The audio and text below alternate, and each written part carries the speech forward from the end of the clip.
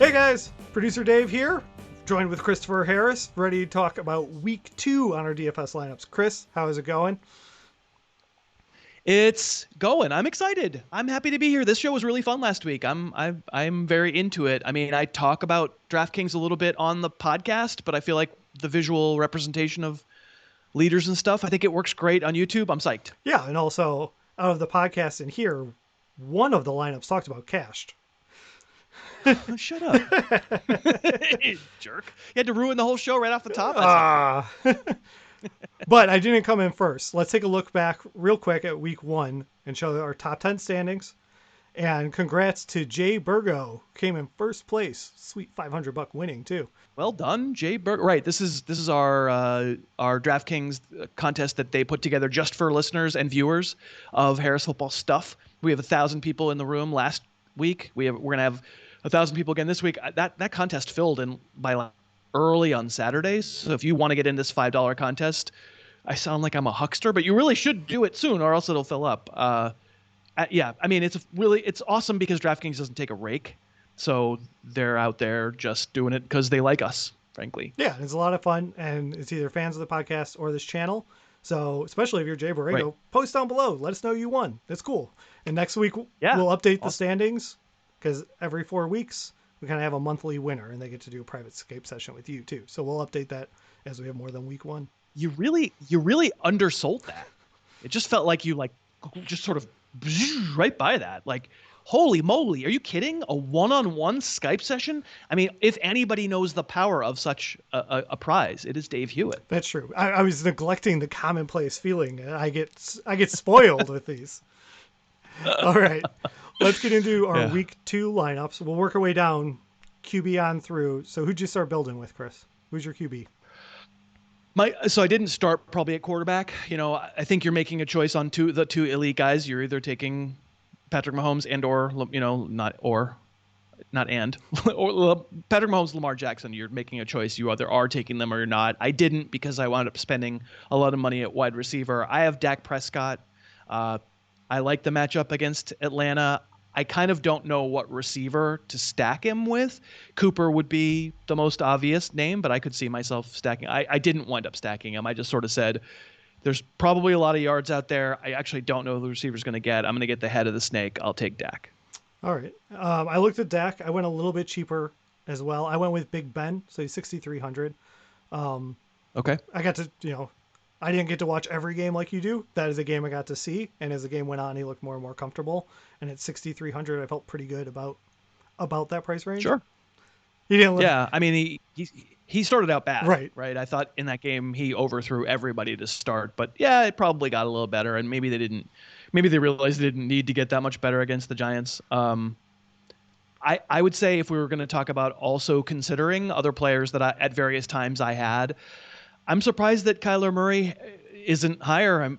He didn't score amazingly well against the Niners, but in a pool like this, if you're in a 50-50 type DraftKings pool, the running quarterbacks are guys that you can kind of feel like the floor is really safe, and heaven knows that they have a lot of upside, because in any given week, I don't care if it's Washington and they've got this incredible new resurgent defense, there is upside with the running quarterbacks. And so what is he? 6,100. Yep.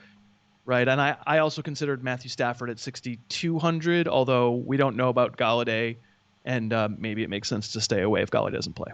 Yeah, that was kind of my thing. Both Murray and Dak were also on my, under consideration list. There you go.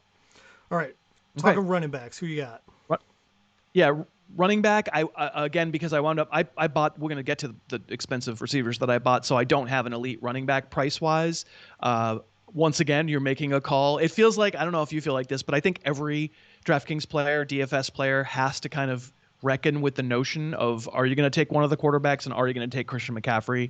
I did take McCaffrey. I mean, my running backs on the show last week were McCaffrey and Jacobs. That was brilliant, Dave. Brilliant. And everything else was garbage, and I finished 502nd. So, yeah. I didn't go with McCaffrey this week because I spent money at receiver. Maybe I'm just reacting to my own lineup. But I took Austin Ekeler in a game against the Chiefs. I certainly considered Clyde Edwards-Helaire. He's a lot more expensive, and I wasn't able to fit him in. And then Jonathan Taylor as my other running back. It feels like the price, because the numbers wound up not being great, the whatever algorithm, whatever mechanism that DraftKings uses to price with just isn't caught up to the notion that there's no Marlon Mack. So Taylor's going to be on it. If I were going to make a prediction about the most owned running back percentage-wise in DraftKings this week, I think you are making a call on Taylor. Either you're for him or you're against him. I agree. And I'm for him. I also took Taylor. So it backs up the idea that I think he's going to be highly owned, especially in our contest. I also just am sure he's going to do well, because we did this with Josh Jacobs last week and it was perfect. So, sample size galore 100% of the time. Also, can you remind me what team he plays for? Because I can't. Jonathan Taylor, what team does he play for? Indiana. It's in Indiana, right? That's right. That's right. It's Indiana, right? Yeah. It is. It's a good point. You make a good point. It is Indiana. What other running back did you have? I went with Zeke. 8,200, so I paid up a little bit. You did spend. I spent. I thought, boy, I went cheap at running back last week, and it worked out great. Let's completely change the strategy and pay for running back. Well done. Yeah. No, I mean, he's great. Like he performed great against the Rams. He's fairly foolproof. I mean, he is the next best thing to McCaffrey, you would say. Yeah, he's great. I had to catch myself to not do a crutch argument. I was like, okay, they're playing Atlanta. Seattle's running backs did great against Atlanta last week. And then you look and it's like, wait, Chris Carson had 2 receiving touchdowns. They didn't run all over them. Didn't run at all. But the difference is this is Zeke. So it's good. Right. I just wouldn't worry too much about it. It's Zeke. He's really good. Any given week, he's a safe place to stash points.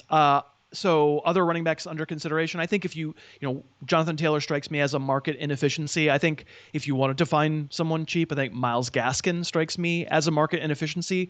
On the channel, I did some Myles Gaskin film. Isn't that right? Wednesday? Did I get that right? Yep. Yeah. Yes. So we'll link to that, maybe. Will we link to that? Yep. Okay, cool. We are linking to it.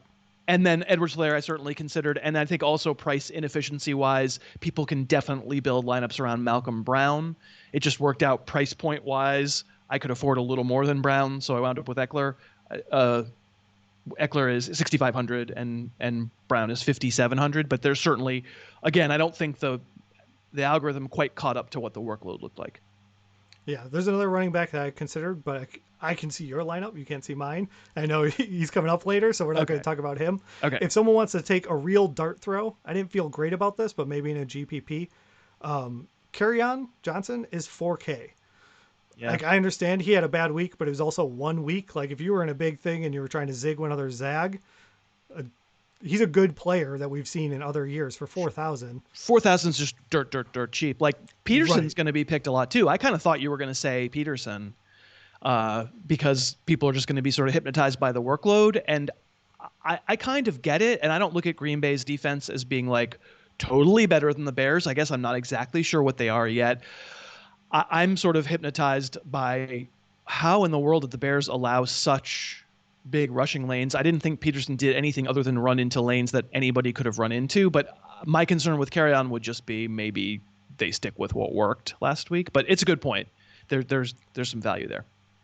Yeah. All right. Who do you have for your wide receivers? So I did pay for the first two. The two highest wide receivers on the board are DeAndre Hopkins and what's his name? Davante Adams. What? Yeah, I know. I was going to do a Aaron Rodgers thing, but never mind. They're the top guys. I felt like I wanted to pay up. I'm curious about your thoughts as people are assembling DraftKings lineups this week for our contest or for any DFS, frankly. Like, there's a natural, if something didn't work for you 1 week, you shouldn't, but you kind of have a tendency to bounce back and forth. But there is this feeling that running back and wide receiver both get so gross so quickly, but the grossness is different. The grossness at running back is like literally the 10th guy is gross. The 10th guy could give you nothing. And in wide receiver, it's more like there's no difference among them. So unless I'm buying the very top guys, why am I bothering with number 5 when number 20 would do just as well? And my reaction to that this week was to just make sure I got 2 of the elites who I felt like were definitely going to deliver. But do you agree with that feeling when you look at the ranks, and then do you react the same way? I agree with the feeling, but I think like I said, I reacted almost opposite this week. What you built for your week 2 is what I did. I was like 4,000 on running back and had Adams, and Adams helped me win last week. And yet I didn't end up doing that. I changed my strategy from what worked.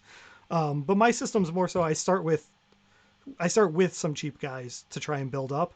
So I kind of let that market inefficiency influence how I build my lineup. So if I got some cheap guys, I guess I'm paying up at this other spot, and that's more my system for it rather than failed, I'm changing it.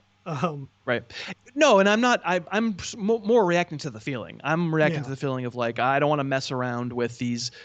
I don't know what's going to happen. 30 receivers. Let me just take 2 that work, since there are market inefficiencies at running back. Anyway, it's something for people watching to think about as they're assembling lineups. The only holdover from my lineup from last week is Parris Campbell, of all people. Another one where, and that was like a kind of a good call relative. If we're looking at points per dollar, that was decent return. And he another one where the stats weren't overwhelming, so the number didn't come up that high for him. I was laughing through Sunday morning going, I hope Chris Cash is on the back of Parris Campbell, because when we did this, you were like, let's not talk about him. And it worked out so well. Yeah. I considered him for this week. He's 4,500. I liked that price for him. Yeah. Agreed. You? Receivers? So I went with JuJu because I'm stacking him with Ben. Okay. And I almost stacked Cooper. So he's under consideration for me. Amari Cooper definitely is. And then I went with Allen Robinson, and normally I stay away from the Bears players, but he looked good, whether the ball's going to be 10 feet over his head or not. Like, he still got it done. Right. And complaining, the squeaky wheel theory, right? He had a week of large. If you're going to run your DraftKings by who's in the news, Allen Robinson was in the news complaining about his contract. Yes, I'm building a lineup of people who took their team off their Twitter profile. That's how I pick my lineup. This is not true. I don't know how you could pick. I don't know. It's so many people. I don't know how you could pick. And then I did a volume play, and I played Robert Woods. Robert Woods looked really involved last week. So I didn't pay up as much as you did in wide receiver. They're all in that 6,000, maybe scary range, but I felt like they were all essential cogs in their team's offenses, and that made me feel safe.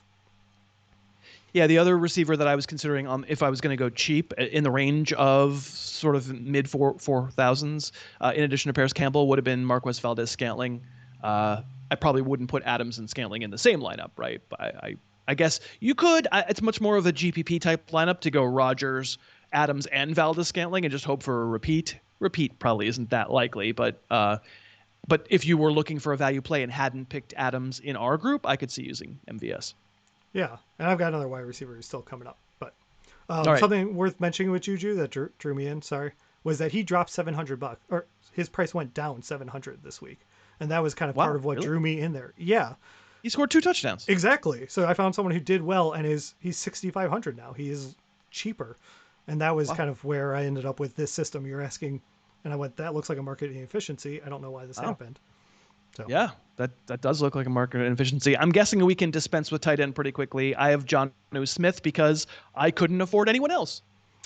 And I have Jonnu Smith, so it's even quicker than you realize.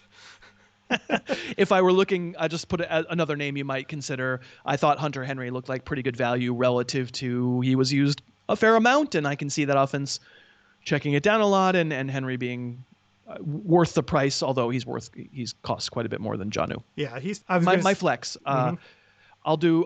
You referred to him before. The other big market inefficiency is if there's no James Conner, Benny Snell's at 4,500. That's another one where it feels like, again, at least be aware that he's out there, because you're going to have to make a case for or against. He's going to be on a whole lot of lineups. Yep. And my flex is Mike Williams. You're saying, even though he didn't produce a lot last week, he looked really good. He was trying, for what he could reach. We showed it on the channel. Yeah, he looked good, and he's 4,200. There you go. Yeah, I think that might not be quite the level of for or against. He's more on the level of MVS, but yeah, I get it. I absolutely get it. And the defense, I did not pay up again. I have the Jets. I worked with Washington last week. That's all I can tell you. Yeah. And the winning in our group also had Washington. In fact, 4 of the top 5 teams in our contest all played Washington, the placement. So we were on the right mark there. I went with Miami, so I paid $100 more, but we just went cheap. We're not going to pay up for defense. Yeah. I mean, defenses, fantasy defenses in general, if we can hammer home any thought on this channel about DraftKings, is that I mean, what's a good week for a fantasy defense in general? Is it 4 points? Like the average fantasy defense just doesn't score that many points anymore. If you luck into interception returns for touchdowns, awesome, but that can kind of happen to any defense. So we recommend not paying. Cool. So thanks for the time, Chris. Thank you everyone out there for your time and watching. And click the link below to join that week 2 contest. That's right. Join the contest. I mean, the biggest message here is we have a blast playing in this contest. Obviously, I think hopefully the advice we're giving would apply for, bigger pools or public pools or anything. But the emphasis here is I love playing with all of you, and it's fun because as much as Dave Hewitt doesn't think it's worth anything, you could win a one-on-one Skype session with me, which, wow. I mean, frankly, the honor is all yours. So come join, and then you get to try this out. Thanks so much for watching. Please, please, please smash that like button, write a comment, tell us who else you'd like to see us review film on, and of course, best of all, please subscribe to our channel and then click that little bell above the subscribe button, and you'll be notified whenever we post a new video.